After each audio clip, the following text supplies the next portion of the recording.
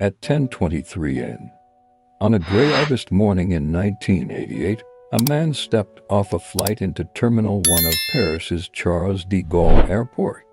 He carried a thin folder of documents and the quiet certainty that he was in transit, not arriving. His name was Mehran Karimi Nasseri, an Iranian refugee. He believed a bureaucratic door would open and his life would resume. Instead, the door closed behind him, silently, permanently, and without explanation.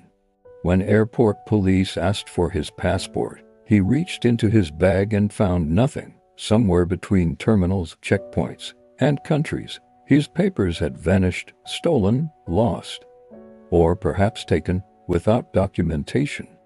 He was not just a traveler without a flight. He was a man without a country. Britain would not admit him. France could not deport him. Iran would not claim him. In the fluorescent lit logic of international law, he ceased to exist. And so the airport, a place designed only for passing through, became the place he would never leave. At first, he waited like any delayed passenger, sitting upright in a red plastic chair, eyes flicking toward the arrival's gate. Convinced this was temporary, a clerical error measured in hours. He slept lightly, afraid someone might call his name. But no one did. Days stretched into weeks, weeks into months. The rhythm of the terminal replaced ordinary life. Morning announcements became his alarm clock. Cleaning crews became his neighbor's flight. Schedules, his calendar. He learned which benches were least crowded, which bathrooms stayed warm, which security guards would look the other way. When winter came, he layered donated sweaters over his shirt, resembling a man preparing for an expedition. Travelers noticed him before authorities did, the quiet figure always in the same spot, surrounded by a fortress of luggage carts stacked with notebooks, newspapers, and carefully folded clothing. Some assumed he was eccentric, others pitied him. A few asked questions. He answered politely, explaining that he was waiting for permission to continue his journey. Airline staff brought him leftover meals. Airport employees slipped him coffee. A doctor checked his blood pressure. Over time, the terminal adopted him, and officially, collectively, they called him Sir Alfred, a name he eventually accepted. Perhaps because it sounded like someone who belonged somewhere. Belonging was exactly what had been stripped from him years earlier, long before he ever reached Paris. Born in Iran to a complicated family history, he had left his country amid political upheaval. Each border crossing was supposed to bring him closer to stability. Instead, it brought him deeper into a maze, where a missing stamp or expired visa could erase a person more efficiently than prison walls. By the time he reached France, he had learned that survival sometimes meant telling officials whatever version of his story they needed to hear.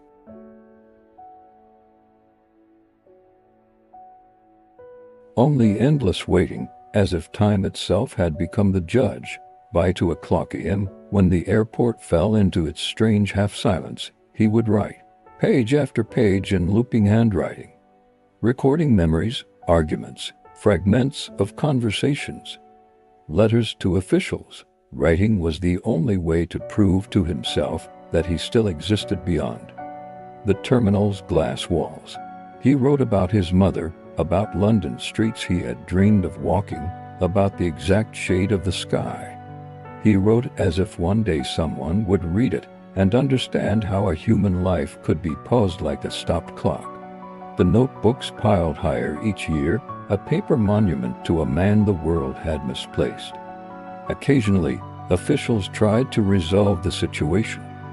Lawyers arrived with forms to sign, offering residency permits that would allow him to enter France legally. But the documents listed him as Iranian. By then he insisted he was British, a claim rooted in a version of his past that had hardened into identity. Signing would mean admitting the story he had told himself for years was not true. And so he refused.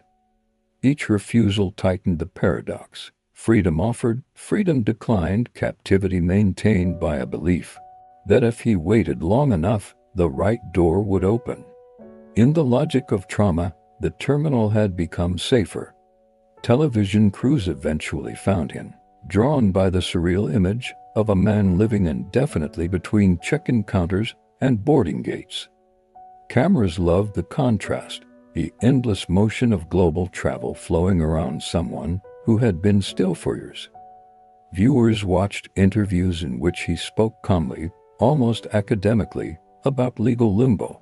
To them, it was a human interest story, a curiosity. To him, it was simply Tuesday. After the cameras left, the announcements resumed, the crowds returned, and the chairs remained just as uncomfortable. Seasons passed without weather touching him. Experienced winters only through coats worn by travelers, summers only through the sudden appearance of shorts and sandals. Holidays arrived as decorations hung overnight, Christmas trees materializing beside duty-free perfume displays, then vanishing weeks later as if they had never been there. Time in the terminal was measured in renovations, new signs installed, old shops replaced. Security tightened after distant tragedies that reached him as muffled echoes. The world changed. His coordinates did not. Years blurred until airport employees who had first met him as young workers began retiring, replaced by staff who had never known a time when the quiet man in the corner wasn't part of the building. New guards assumed he was some kind of consultant or relic. Children who once stared at him grew up and passed through again as adults, barely noticing. He had become infrastructure as permanent as the departure board. Then, after 18 years minus 6,574 days measured in announcements and fluorescent light, his body began to fail. In July 2006, paramedics wheeled him out on a stretcher, past the same sliding doors he had never crossed, into an ambulance waiting on the curb outside. For the first time in nearly 2 decades, sunlight touched his face. Witnesses said he squinted, as if the world were too bright to Rio.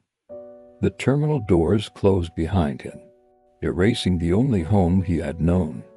He would live the rest of his life in shelters and hospitals. A man returned to society but never fully reattached to it, as if part of him had remained in that chair. And somewhere in Terminal 1, travelers still hurry past the spot where a nationless man once sat for 18 years. Proof that in a world obsessed with movement, the most invisible place of all can be the one where no one is meant to stay.